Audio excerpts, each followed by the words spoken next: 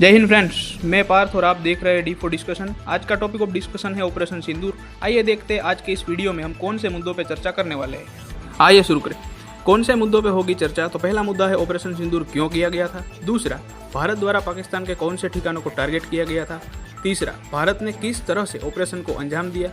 चौथा, पाकिस्तान के जवाबी तौर पे भारत के कौन कौन से जगहों को नुकसान पहुंचाने की कोशिश की। और पांचवा, भारत की डिफेंस सिस्टम के सामने पाकिस्तान क्यों हुआ नाकाम। आइए देखें। बात करते हैं पहले मुद्दे की। तो ऑपरेशन सिंदूर क्यों किया गया। जैसा कि आप सब जानते हैं कि 22 अप्रैल के दिन जम्मू कश्मीर के एक इलाका जिसका नाम पहलगांव है, वहां पे टेरर अटैक हुआ था और जिसमें 26 के करीब निर्दोष लोगों की धर्म पूछकर हत्या कर दी गई थी।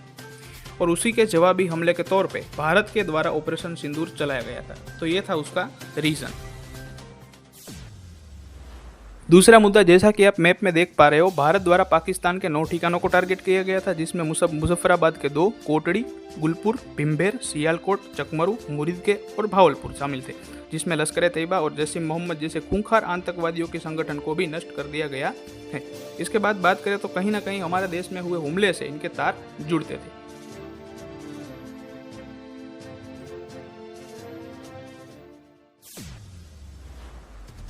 तीसरा, पाकिस्तान के सस्ते ड्रोन गिराने के लिए भारत ने S-400 नहीं बल्कि आकाश तीर एयर डिफेंस सिस्टम को चुना था। आकाश की स्वदेश एयर डिफेंस सिस्टम कमान है ये, जिसे DRDO और भारत इलेक्ट्रॉनिक्स लिमिटेड ने मिलकर बनाया है, जिसमें रडार, मिसाइल और एंटी एयरक्राफ्ट गन भी शामिल है।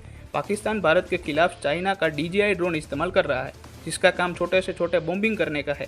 इस ड्रोन को गिराने के लिए S-400 की जरूरत नहीं है, यहाँ आकाश का मैजिक काम आता है।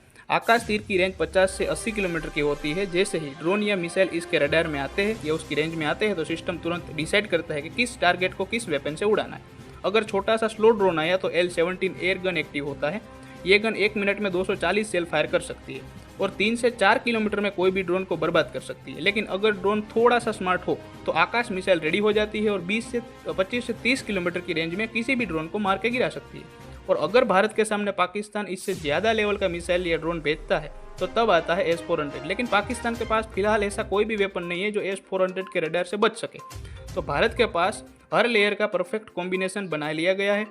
लो कोस्ट ड्रोन के लिए L-17 एंटी एयरक्राफ्ट गन है, स्लो ड्रोन के लिए आकाश मिसाइल है और हेवी थ्रेड के लिए S-400 तैयार कर लिया गया। इसीलिए भारत का एयर डिफेंस सिस्टम देखें तो पाकिस्तान के एयर डिफेंस सिस्टम से कहीं ज़्यादा तैयार है।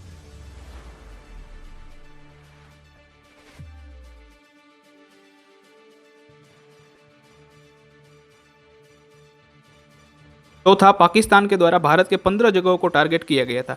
जम्मू में अवंतीपुरा, श्रीनगर जम्मू, पंजाब में पठानकोट, अमृतसर, कथुरथला, जालंधपुर, लुधियाना, आदमपुर, भटिंडा और चंडीगढ़, राजस्थान में नल, फलौदी और उत्तरलाई और गुजरात में भुज। हालांकि इन सभी जगहों के किए गए पाकिस्तान के अटैक को नाकाम कर दिया गया था। बात करते हैं 5वें मुद्दे की। तो भारत का S-400, दूसरी तरफ है पाकिस्तान का HQ-9 एयर डिफेंस सिस्टम। देखते हैं कि इनमें से कौन से देश का एयर डिफेंस सिस्टम कितना मजबूत है। HQ-9 चाइना का बना एयर डिफेंस सिस्टम है, लेकिन असल में ये रसिया के S-300 की एक सस्ती कॉपी है। इसकी रेंज की बात करें तो ये 200 किलोमीटर की रेंज में काम करता है और इनमें ओल्ड जनरेशन का रडार लगा हुआ होता है, जिसकी वजह से ये नीचे उड़ने वाले ड्रोन को पकड़ नहीं पाता है और यहीं से गेम पलटता है। भारत ने ऑपरेशन सिंदूर में इजराइल का हेरूप ड्रोन का इस्तेमाल किया था और ये छोटा सा और रडार से बच के निकलने वाला ड्रोन पाकिस्तान के एयर डिफेंस सिस्टम को पार कर जाता है और HQ-9 कुछ भी नहीं कर पाता है। और यहाँ दूसरी तरफ भारत का S-400 डिफेंस सिस्टम रसिया का असली मास्टरपीस है और इसकी रेंज 400 से 600 किलोमीटर की होती है और ये एक साथ 80 टारगेट को ट्रैक कर सकता है और हवा में उसे उड़ा भी सकता है। और इसीलिए पाकिस्तान द्वारा किए गए सारे हमले को हमने नाकाम किया था। और कंपैरिजन में बात करें भारत की, तो भारत का डिफेंस सिस्टम जो है वो पाकिस्तान के डिफेंस सिस्टम से कहीं ज़्यादा आगे है।